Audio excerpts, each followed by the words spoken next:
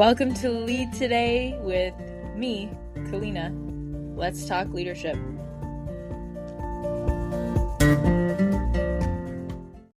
Hello, week 9. Here we are. Let's start in a different order today. Your baby is now the size of a grape, almost 0.9 inches long, and is starting to develop more distinct features.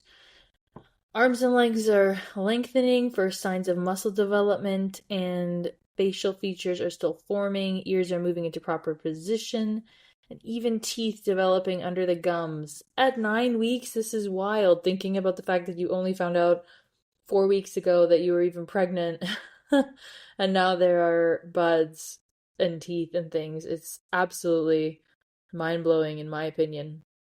Congrats, you're here. It's happening. It might feel real. It might not feel real. It's exciting. It's new. Have you told anyone yet? How are you feeling? There's so many, again, it's that spring new energy, and it's all sort of surreal. This week does mark a significant transition as your early development continues. You are growing rapidly, this human. You might not be growing rapidly, you might not look that pregnant, or you might, depending on multiple factors. It's another interesting thing. I've got friends that at 9 weeks are like, man, I'm already sort of showing like I'm wearing loose things. Other people barely look like they've had a sandwich until 20 weeks. So this is so personal, and another reason why I would probably say don't say things to people. I've had so many different comments personally, and people are just like, just keep it, don't assume, keep it to yourself. People are weird. If people say something odd, just please don't take it personally. I mean, most, if not everything that someone else says really is on them, not you. You can choose to analyze that and take whatever's useful. If someone might have feedback for you that you could use to become better, sure. But 9 times out of 10, it is so about them, less about you. And if you can remember that, take that for what it is and not internalize it, you're in a good place. Now, is that always possible? Well, no. When someone says, you're huge, are you sure you're not having twins? Might be difficult to not take that slightly personally. Okay, I did it again. The mic was not plugged in or plugged in. Okay, so you're well on your way to, well, I suppose this is sort of month 3.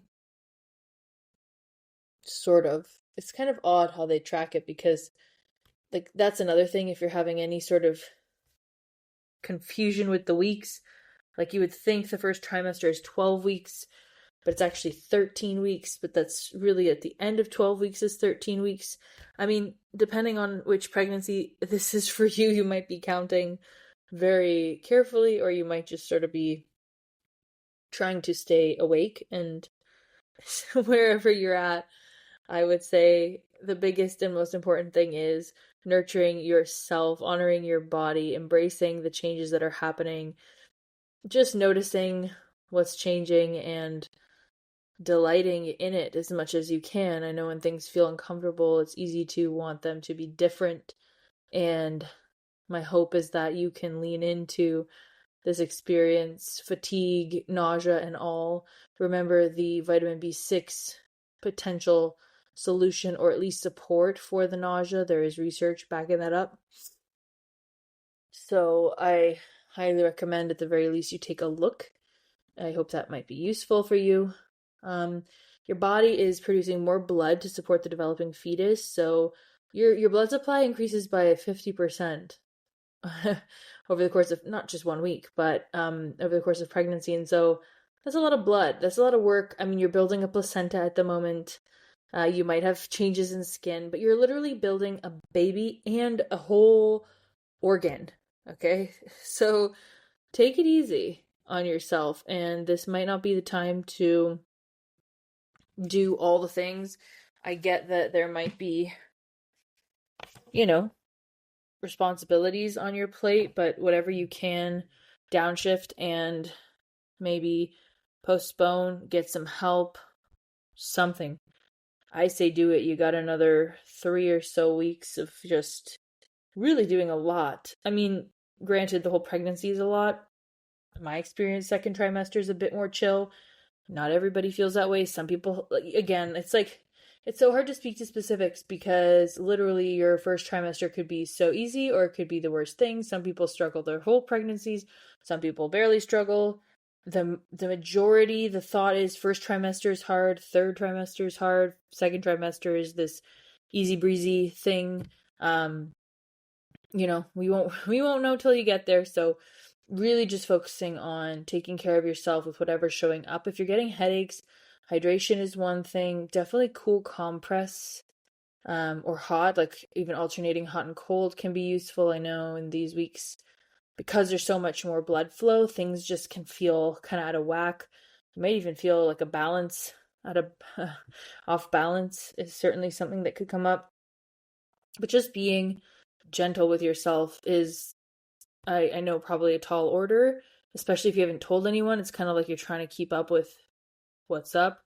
I have friends that just say they're sick and people kind of lay off. But I would say if you're feeling like being just in your bed, then that's what you should do.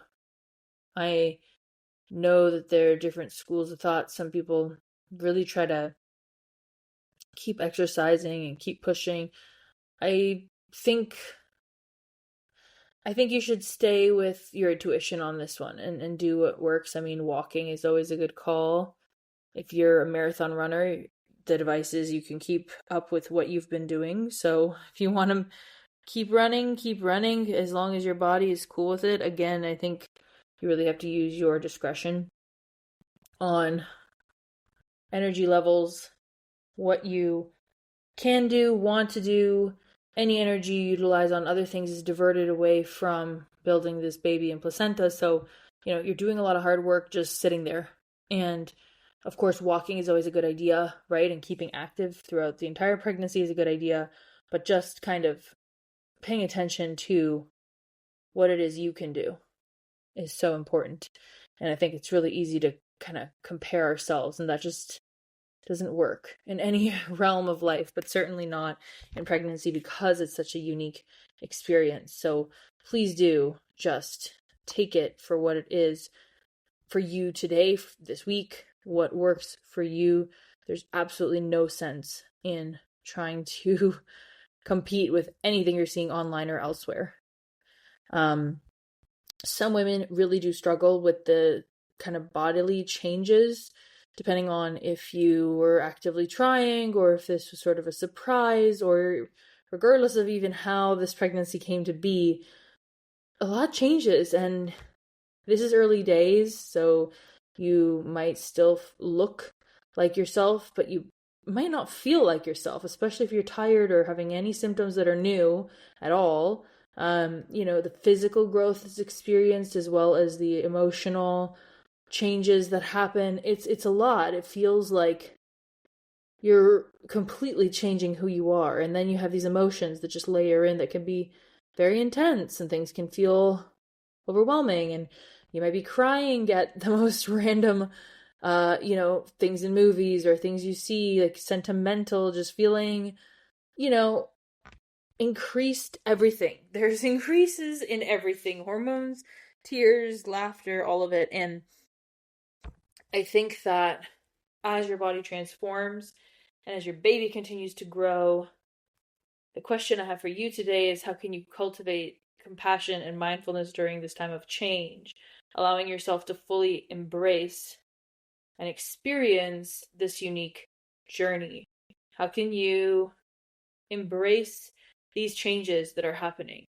Because you look in the mirror and it's like, who am I? And again, these are early days, you're just starting. For the next, 5, 6, 7 months, like there's so much that transforms. And there's always something to want long for, you know? Like it's actually interesting. You know how your phone will kind of like pop up with memories from whatever, a year ago or on this day or whatever. It'll just give you these like random featured experiences. And I remember um one of them popping up, and I remembered the day, and I remember feeling so unattractive. Like I didn't feel good in my own skin that day. And I felt frustrated with just where I was at. And it's interesting because um when it popped up recently, it was like, oh man, I look great. And I think, of course, hindsight's 2020, and it's easy to kind of say that now looking back on something 5 years ago, but that truly is the case. And so I think if you can, I've been really working on for myself remembering that, because inevitably in 5 years I'm going to look back and say, wow, look at me. I mean, maybe I won't think, oh wow, I look great, but maybe I'll think, wow, I was so strong, or I was so um my body was doing such a great job, or I know I was so tired, and yet, like, look, I still went out and still put on a dress and tried and felt, like I put myself out there, or whatever it is. Like, you will be more proud of yourself in retrospect for just being pregnant in this moment. And again, I know it's easier when you look back and say, wow, yeah, no, things were actually better than I thought. And there's a psychological phenomenon called crystallization that actually speaks to that, where we actually remember things better than they were in the moment. Um, Interesting that our minds do that for us. But regardless, and but this picture, it's interesting because it wasn't actually that I didn't look at the picture and think, wow, I was so happy. I actually wasn't happy in that moment. But I remember not being happy in that moment, feeling unattractive in that moment. But then now it's like, how could you possibly say that about yourself? Look at how, great you looked. And I've definitely had conversations with friends where it's like in our 20s, there was so much of this body shaming of ourselves and others, and judgment and all of that. And then it's interesting, you hit your 30s, and I can only imagine, 40s and 50s and beyond. And it's like you look back and you just think, oh, what a silly child, being critical. It's like, these are the best days of your life, and it's the youngest you'll ever be, and all of that. And I know there's so much pressure on women, and this isn't like some fake body positivity thing. Like, if you genuinely don't feel well, or if you're not taking care of yourself, or if, like, first and foremost, taking care of our health and actually objectively being healthy and feeling good is the priority, not a picture. um but your subjective sense of well-being is a good indicator for well-being, in the sense that your mental health is going to be related to your sense of vitality, your sense of, oh, I feel good, I feel like I can do the things I need to do, I can show up, I have some energy, I have some strength. And so it's tough because maybe right now you don't feel like you have energy and you have strength, and it doesn't feel like maybe the prettiest time, and you're just trying to shower or do your hair or just try to make it out of bed, and that doesn't maybe feel like you, if especially if you're someone that's used to kind of performing and being quick and getting things done, which most people in our culture today are on the move and doing a lot and trying to keep work and life afloat, and there are a lot of pressures on everyone. And so I would just kind of maybe give a hall pass to that, maybe give a little bit of a, hey, this isn't the season for that. This isn't, it's a few more weeks. There might be a few really high priority items. Okay, what are the top priority items that must get done? What are the things that, yeah, kind of nice to have? Like, do a bit of a matrix with yourself of like urgent and important, important, not urgent. Like, it can be an important and not urgent. And in that case, like, let it slide for a few weeks. You'll feel better, hopefully, in a few weeks, where some of this fatigue will let up and you can kind of go and take advantage of it. That second trimester, I don't know what to call it, bliss. uh Again, no guarantees, right? And so it's like, we really have to be actually truthful about where we're at right now. Some days you'll have more energy than others. Take advantage of the energy, get the things done. Some days you'll have less, some hours you'll have less. And so it's about being honest with yourself. I think we're really dishonest with ourselves and try to push through, ignore. That's why there's so many pills, right? And just things that we try to ignore what our body says. Caffeinate, sugar, push yourself through, painkillers. It's all numbing. It's all to shut down the signs of, well, your body trying to say, hey, slow down, or hey, you need a break, or something like that. So if you're feeling great, awesome. This is not for you then if you're feeling great. I hope that you continue to feel great as your body transitions, as you head into the end of the first trimester, as your baby continues to grow, that little grape you got moving around. Although you might not feel it yet. Probably not. But some people, hey, again, there's a spectrum, but generally speaking, 9 weeks is a bit early, even if you've had previous pregnancies. But certainly the bloating might be showing a little. Definitely feeling conscious about the fact that there's a human growing inside there, whether or not you can feel that or not. As we talked about in previous episodes, if you want to kind of connect to your womb space, that is an option. There are tons of meditations online, and there's yoga online for that, and just different breathing and ways to sort of even just putting your hands there that will connect you. It can be a tough thing to connect to. And I just want to say that out loud if it's not hitting you yet. I mean, depending on your story, it might take until second trimester, it might take till third trimester, it might take until the baby is in your arms, it might take a couple months postpartum. There's no date where this has to click for you. And so I just really hope you can internalize that, because some people, I think, again, it's this comparison game, right? Similar to the body game that we talked about. There's this comparison game with symptoms. There's comparison game with just feeling like a mom, or like people, and not yet. Probably, especially if you haven't told anyone or many people, but it's this little secret for you for now, potentially, or your inner world knows, your circle knows, but it's still the general public. You can probably get away with hiding it day to day. And so, not that you're hiding it necessarily, maybe you're just out and about and totally cool showing off that belly. Good for you, But no matter if it's still in the shadows, still something you're keeping close to your chest, or if you've shared with everyone, I just hope that comparison is not a part of this. And when it does creep up, because you're only human, and it totally does, I just hope there's such a wide variety of experience, and asking other people and saying, oh, did you experience this too? If you don't get a yes, me too, if you don't get that affirmation of, yeah, I went through it too, or yeah, that was totally me, maybe you won't get that. And so much of what I've been through, there aren't a lot of people I've met that can say, yeah, me too.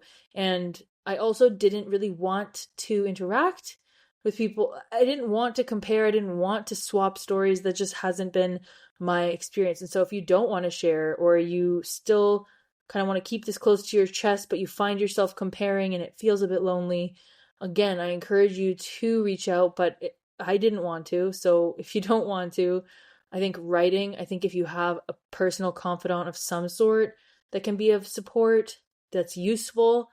But if it's something that you're really processing on your own, I get that. And I would just offer up that writing, getting those thoughts out of your mind and at least onto the page where you can see them, can really help to untangle and clarify, even if it's just free writing, scribbling nonsensical things. But if you can sort of take everything that's mangled up in your head, the feelings, the worries, the excitement, and put it out there, it might help to just organize the thinking a little bit. So again, disclaimer, none of this is therapy or advice, medical advice. This is absolutely just anecdotal in my opinion. It's important to say I'm really just here sharing from me to you, one person to another, not giving advice in any sense, but I hope that my authentic account of some of the things that have come up and the true feelings, like the standard advice is like reach out and talk to someone. Yeah, maybe you don't want to. Maybe that's the whole thing, is like, yes, it's isolating and you feel alone, but you don't want to talk to anyone about it. Well, then there's got to be another way, and of course, if you are really struggling, I highly recommend you reach out for professional support, and that's a whole other level, and I'm not, again, here to advise on that. You should seek out psychological support, help, a therapist. Please seek help if this is an extreme challenge for you. And similarly, physically, if you're extremely struggling with nausea or fatigue, or really something feels off to you, please do reach out to medical support where they can give you some ideas maybe as to what's happening, and maybe they do have solutions for you. But if you're just feeling like you're in a little bubble for now, that might be okay. And if you don't want to talk about it, I didn't want to talk about it for years. And if it feels like it's something that is emotionally so difficult, and yet you've wanted it for so long, or you're excited about it, but it's just, again, it's close to your chest for now, relish in that. You will get to the third trimester at some point where everybody is commenting and can see, and it's not in that secret phase anymore, and it's a different phase. For now, it can just be something that you're coming to terms with in your own way for the next little while, and that can be beautiful. So again, if you're feeling lonely and you want support, please reach out for it.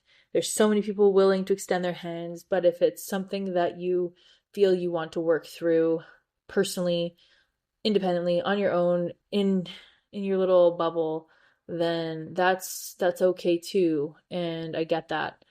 And I just hope that you will reach out as needed based on what you think is best for you.